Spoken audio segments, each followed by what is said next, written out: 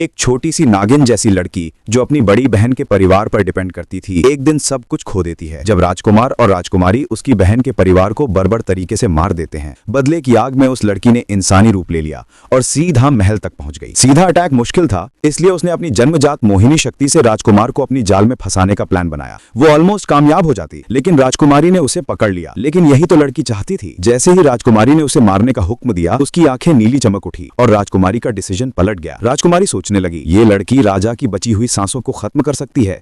अगर राजा मर गए तो तख्त राजकुमार को मिल जाएगा। इसी सोच में राजकुमारी ने उसे राजा के पास भेज दिया। उन्हें क्या पता, लड़की का असली टारगेट तो हमेशा से राजा ही था। लड़की नाग वंश की थी, उसमें ऐसी ताकत थी कि जिसके साथ वो संबंध बनाए उसका शरीर 7 दिन में बिल्कुल सेहतमंद हो जाता। राजा की बीमारी और उनकी कम बची उम्र देखते हुए लड़की को सिर्फ इतना करना था कि वो उनके बच्चे को गर्भ में धारण कर ले और राजकुमार अपने आप ही तख्त से हाथ धो ले। बीमार होने के बावजूद राजा उसकी मोहिनी के सामने टिक नहीं पाए और 7 दिन 7 रात उसके साथ रहे। इसी दौरान लड़की 3 बच्चों से प्रेग्नेंट हो गई। उसका बदला एक और लेवल पर पहुंच गया। 7 दिन बाद राजा पूरी तरह जगने वाले थे और पहले से ज्यादा पावरफुल हो चुके थे। उधर राजकुमार और राजकुमारी को लगा राजा मर चुके हैं, जो एकदम गलत था। वो महारानी माता को बताकर राजा के कमरे में गए। राजा को कमजोर देख महारानी माता रो पड़ी और राजकुमार मन ही मन खुश। प्रेगनेंसी की वजह से लड़की अपनी शक्ति इस्तेमाल नहीं कर पा रही थी, तो बस वक्त खींचने लगी। राजकुमारी ने उस पर थप्पड़ मारा और राजा की मौत का इल्जाम उस पर डाल दिया। महारानी माता ने उसे मौत की सजा सुना दी। तब लड़की ने कहा वो प्रेग्नेंट है और राजा जल्द ही होश में आएंगे। डॉक्टर ने नड़ी चेक की